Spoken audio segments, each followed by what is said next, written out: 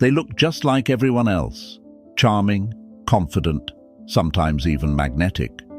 But behind that polished smile and smooth talk, a predator. Psychopaths walk among us every single day, disguised as friends, lovers, co-workers, even family. You won't know what hit you until you're drained, confused, questioning your own reality, and they've already moved on to their next target. The scariest part? Experts say around 1 in 100 people has psychopathic traits. That means you've probably already met one. Maybe you're dealing with one right now. And unless you know what to look for, they'll keep you under their spell, manipulating, gaslighting, and taking everything they can without a shred of guilt. But you're not powerless. In this video, I'm breaking down 5 unmistakable signs that you're dealing with a psychopath, and exactly why you need to run, not walk, the moment you recognize them. These aren't textbook definitions. These are real-world red flags, with examples you've probably lived through or are living through. Do not skip a second of this video. Missing even one sign could cost you years of your life. Emotional abuse, broken trust, wrecked self-esteem. It's what they do best. But today, we're putting an end to it.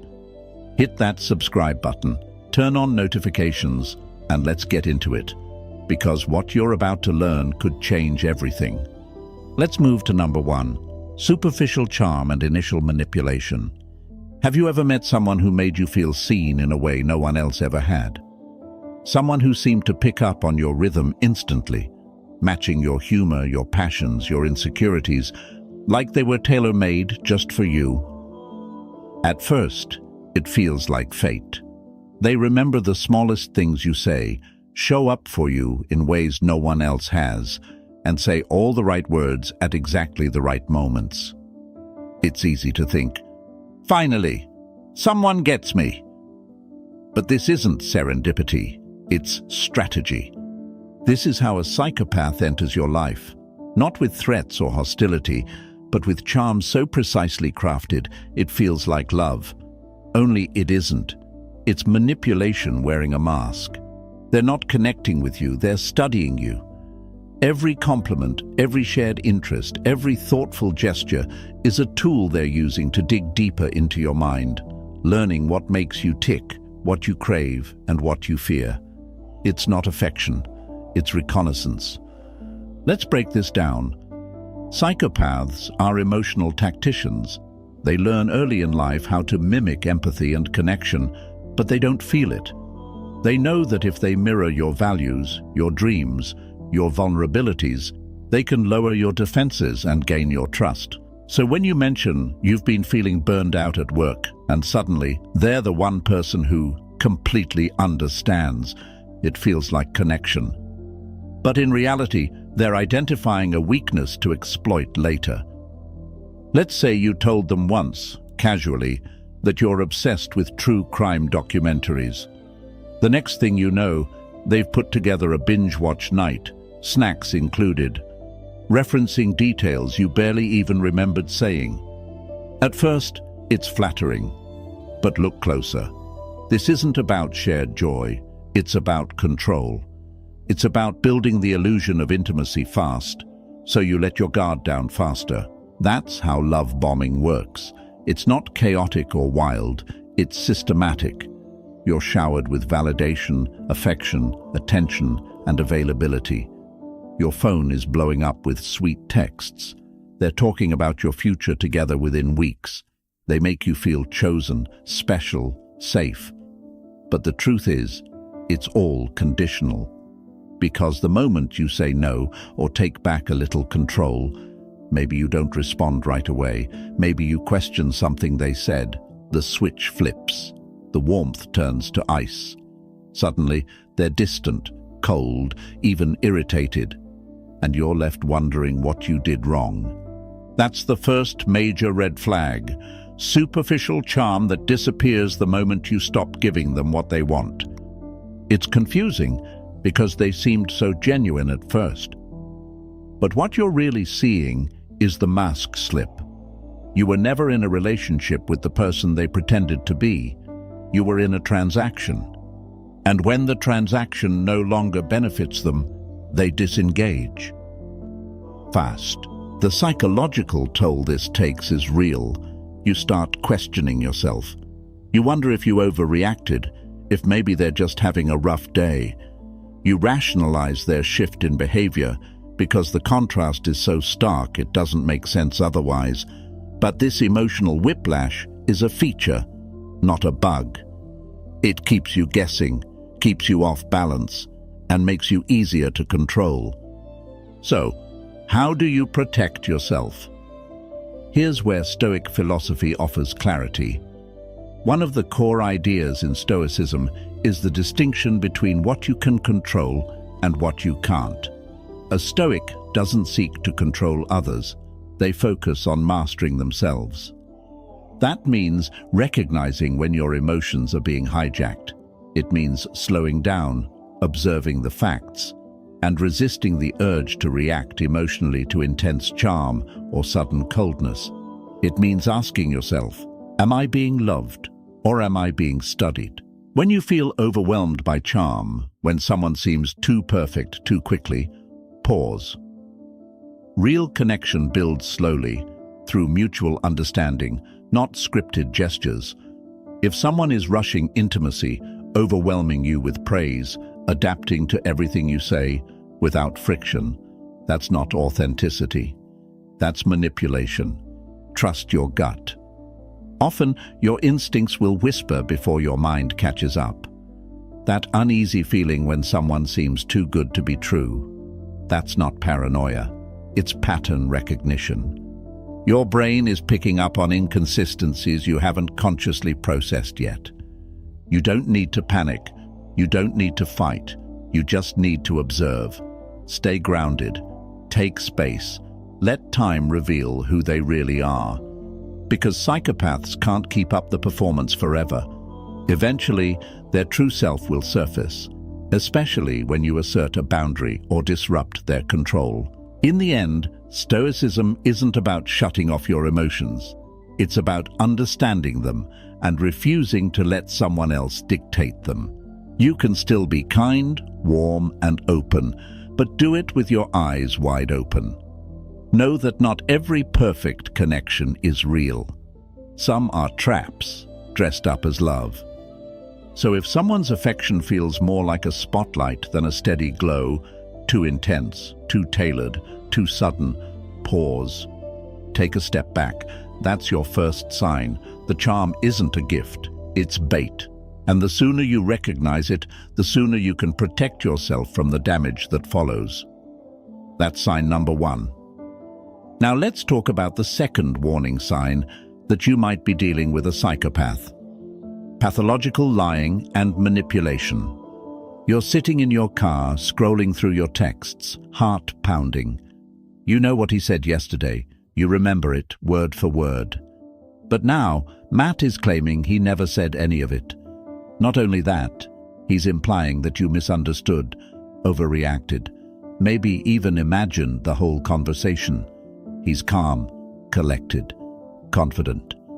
Meanwhile, you're spiraling. You start second-guessing yourself. Did I misinterpret it? Did I come off too strong? Maybe I am overthinking things.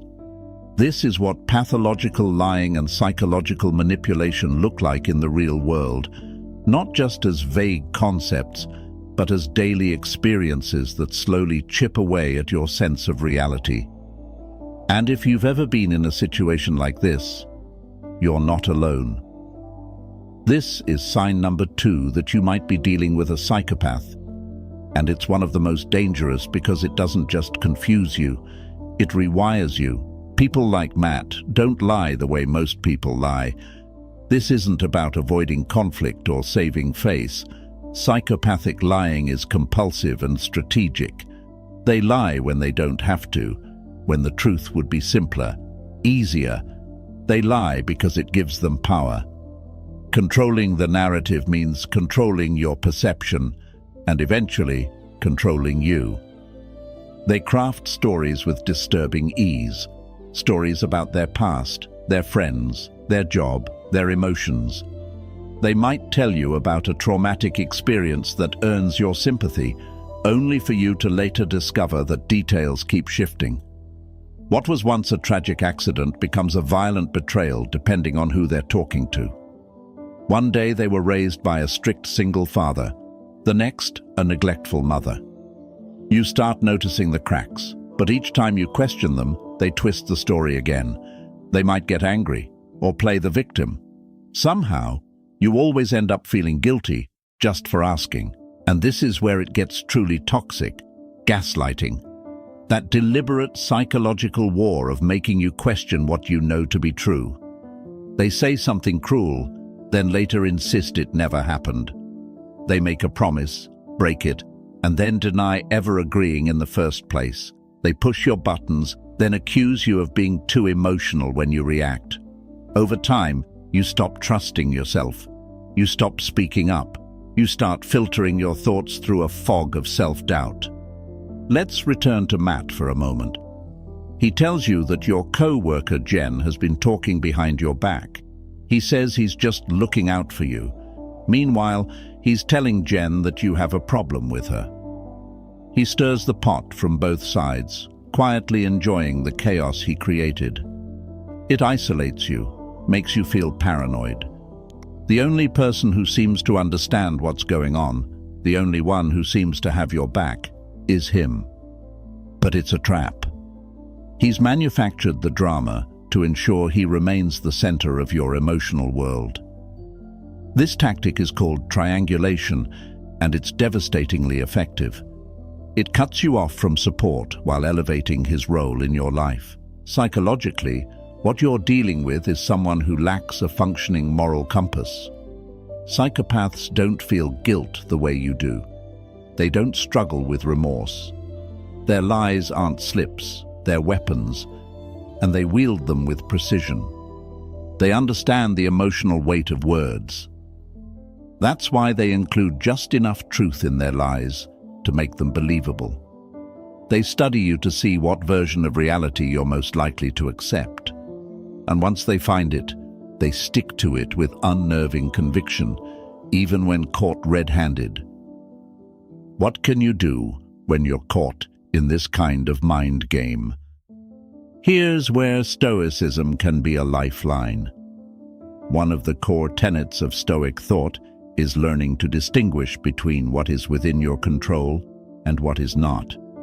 You cannot control someone else's truth or their refusal to tell it, but you can control your response to it. Stoicism teaches emotional discipline, not detachment. It means observing without immediately reacting, stepping back and asking, is this true or is this manipulation? You don't need to convince them. You don't need to win the argument. You need to protect your mind, your clarity, your peace. Document what happens. Write down conversations, dates, events, not to use against them, but to remind yourself what's real when the lies start piling up. Give yourself hard evidence when your brain starts to waver.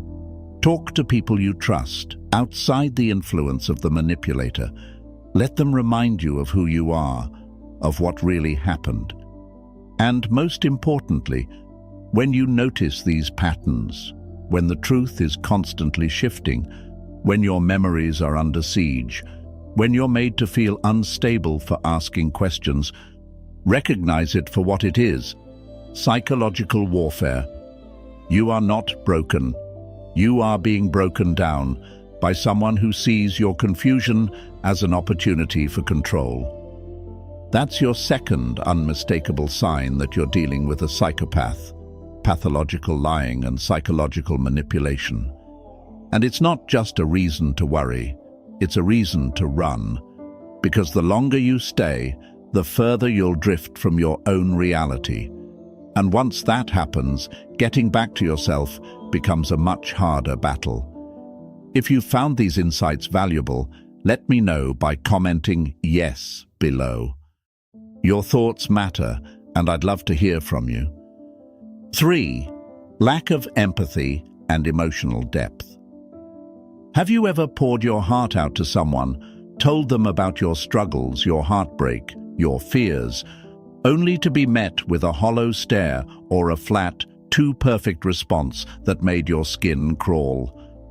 You sit there emotionally exposed, hoping for comfort, only to feel like your pain bounced off a wall. That moment, when someone hears your vulnerability and reacts like they're watching a scene in a movie instead of living it with you, that's a glimpse into what it feels like to be with a person who lacks empathy. And that's the third major sign that you're dealing with a psychopath. Psychopaths can observe emotion. They can recognize it, label it, even imitate it with unsettling precision, but they cannot feel it. Not the way healthy humans do. What you're experiencing with them isn't connection, it's performance. It's like watching someone deliver a flawless monologue in a play. Everything is in place, the right words, the right expressions, but something is missing. That intangible human spark, the soul of it. Empathy is the heartbeat of emotional connection. It's what makes us flinch when someone else is hurt, what allows us to sit in silence with a grieving friend and feel their sorrow in our own chest. Psychopaths don't have that capacity. They're emotionally deaf. They see your feelings like someone watching a movie on mute. They can describe what's happening, but it doesn't touch them. And because of that, their responses to suffering can feel bizarrely off. When you're anxious or heartbroken, they may offer advice that sounds logical but feels robotic. Or worse, they might respond with annoyance because your distress is inconvenient to them. They don't process your sadness as something to hold space for. They see it as a disruption to their comfort or control. This emotional vacancy isn't just hard to understand. It's dangerous because psychopaths view people not as individuals with worth and dignity, but as tools. You're useful or you're irrelevant. That's it. This isn't the same as selfishness. Selfish people can still feel guilt. They can still regret causing harm.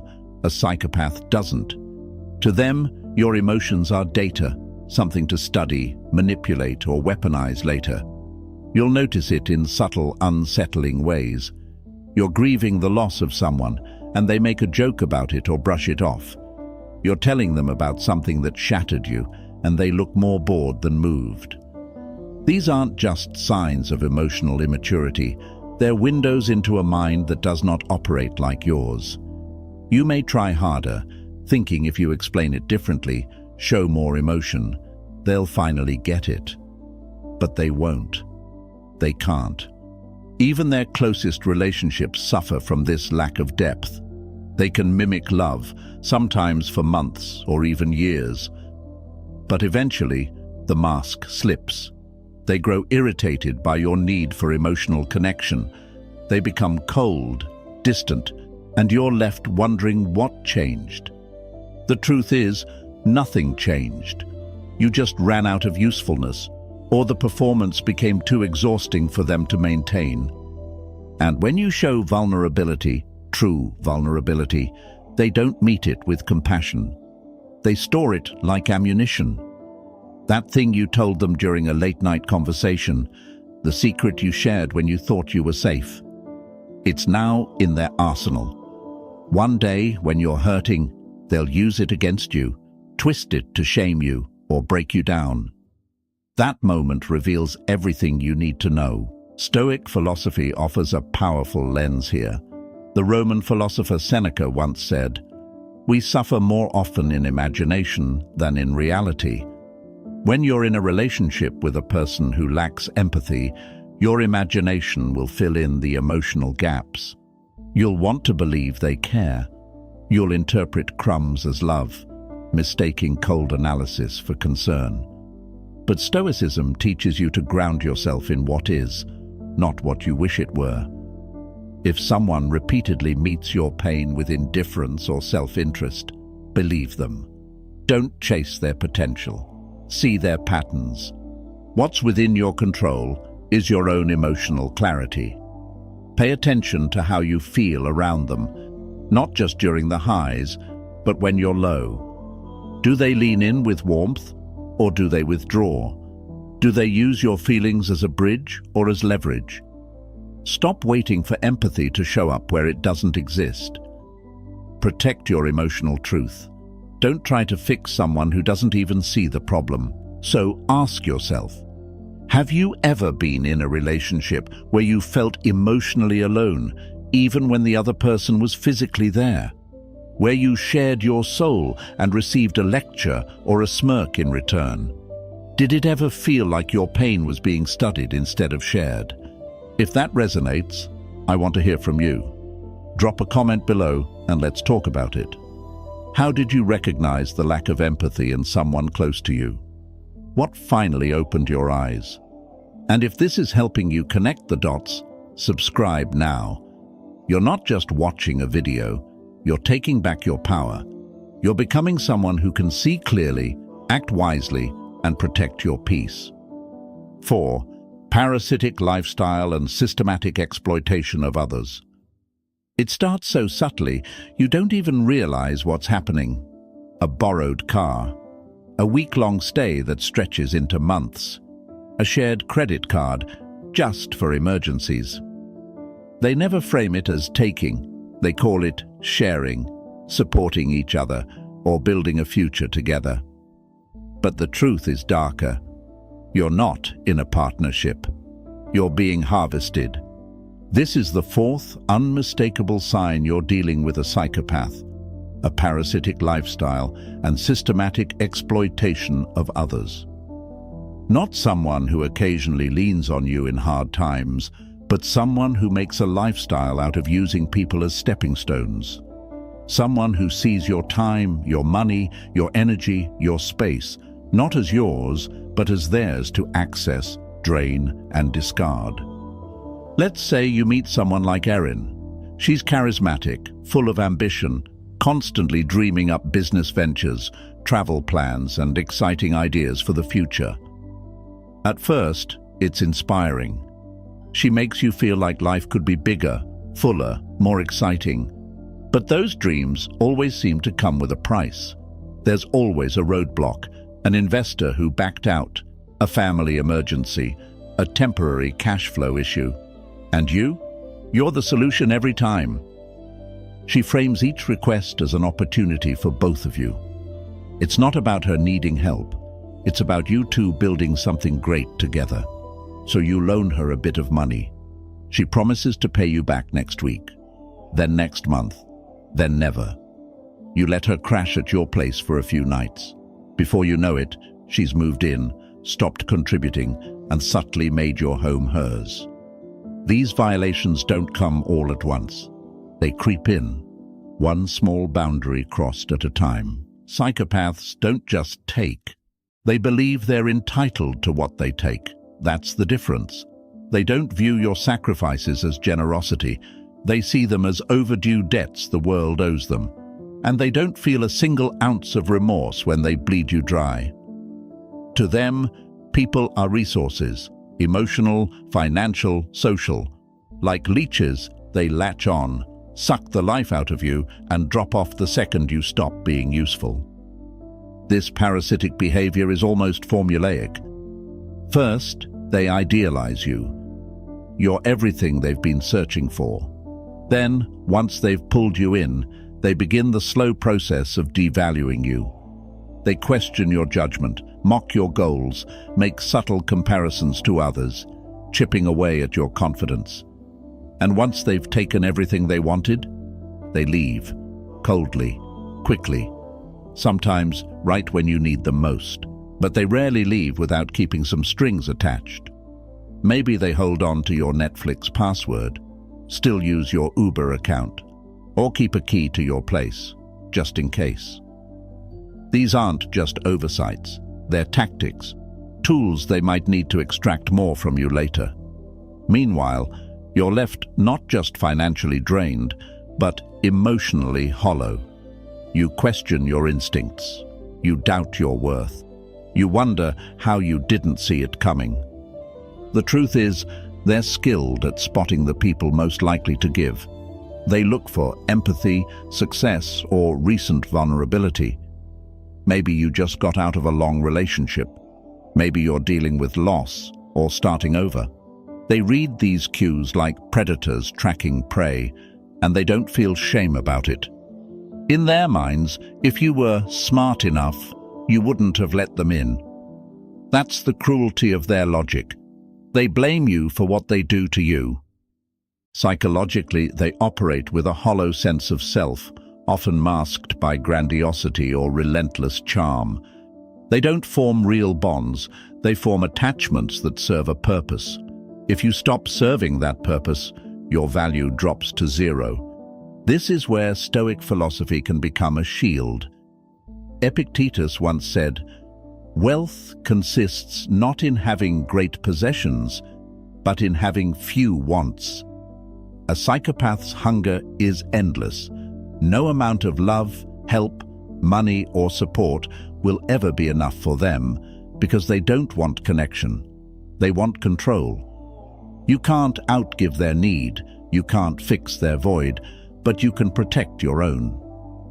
Stoicism teaches us to place our peace above possessions, our virtue above validation. When someone repeatedly takes more than they give, when your boundaries are being tested over and over, it's not your job to keep justifying your limits. It's your job to hold them, not from anger, from wisdom. Because once you see their pattern clearly, you no longer owe them access to your life. Recognize the exploitation for what it is.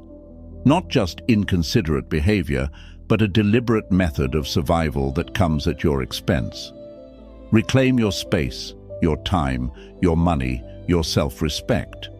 Because to a psychopath, your generosity is just a resource to exploit, and the longer you wait to draw the line, the more they'll take. The sooner you see it, the sooner you can walk away with what's left intact. That's sign number 4. Next, we'll uncover the final signal that you're dealing with a psychopath. The impulsive and irresponsible, even in the face of undeniable harm. There's a certain type of person whose life always feels like it's teetering on the edge of chaos. No job seems to stick. Their romantic history reads like a trail of broken promises. They tell stories of betrayal, unfair treatment, bad luck. But the common thread is that somehow, none of it is ever their fault. Spend enough time around them, and you'll find yourself cleaning up messes that aren't yours, carrying burdens you didn't create, and apologizing for things you never did. This is the 5th and final warning sign that you may be dealing with a psychopath: impulsivity and a chronic refusal to take responsibility. Unlike the slow, calculated manipulation of earlier signs, this one can feel almost frantic. Psychopaths crave stimulation the way a drowning person craves air. Boredom to them is unbearable. Routine is suffocating. So they chase the next thrill, whether it's a new job, a spontaneous move across the country, or a reckless relationship. They live moment to moment, with no regard for how their choices affect others. The fallout is left in their wake like broken glass, shards others are forced to walk across. Take someone like Jason. At first glance, he's magnetic. He's always talking about his big plans, new ventures, exciting ideas. But behind the charm is a consistent trail of destruction. He bounces from one startup idea to the next, never seeing anything through. He borrows money he doesn't repay, crashes at friends' places longer than invited, and when things inevitably fall apart, he spins the same narrative. It wasn't his fault. Investors pulled out. His ex was too controlling. His boss didn't appreciate his vision. That's what makes this pattern so destructive. It's not just the chaos, it's the denial. Most people, when they mess up, reflect. They feel guilt, try to make it right, or at least learn from it. Psychopaths don't. They rewrite reality in their favor, casting themselves as the victim every time. They're allergic to accountability, and they do it so convincingly that you might find yourself believing them, defending them even, as they slowly erode your peace and drain your energy. Psychologically, this reveals something deeper than immaturity or bad habits. It reflects a fractured moral compass where personal pleasure always outweighs the well-being of others. There is no internal brake system, no pause between desire and action. They act first and deal with the consequences, if at all, only when they're forced to. And even then, the blame is never theirs. This lack of responsibility isn't random, it's strategic. It allows them to keep moving without emotional weight, without repair, without reflection. Stoic philosophy offers clarity in the face of this kind of chaos. Chrysippus, one of the great Stoic thinkers, once said, "He who errs in action, errs in judgment." When you're caught in someone else's storm, it's easy to feel like the irrationality around you is your fault, that somehow you didn't do enough, weren't supportive enough, weren't understanding enough. But Stoicism teaches you to separate yourself from another person's dysfunction. Their erratic choices are not your burden to carry. You cannot find peace trying to hold together someone who thrives on disorder. When someone's life is a cycle of self-inflicted damage, when they spin out over and over and expect you to catch them every time, it's not just instability, it's entitlement. You'll notice it in the way they demand forgiveness without apology, commitment without consistency, support without contribution. You'll hear it in their stories, where they are always wronged and never responsible. And you'll feel it in the exhaustion of constantly explaining away their behavior, the discomfort of being blamed when you say no, the guilt they project when you finally start protecting your own boundaries. There's also something deeply disorienting about their emotional volatility. They can be playful and affectionate one day, cold and cruel the next. These dramatic shifts often appear the moment they're held accountable or when the consequences of their behavior become too real. It's not a mood swing, it's a defense mechanism. When faced with the truth of their actions, they either explode, disappear, or transform into someone you barely recognize. The change is so jarring that you start to question your memory of who they really are. The solution is not to fix them. It's to free yourself. Because no matter how much compassion you offer, how many second chances you give, or how tightly you hold on, they will not change. Not because they can't, but because they don't see a problem. The idea of growing up, of being accountable, of choosing stability over chaos holds no appeal to them.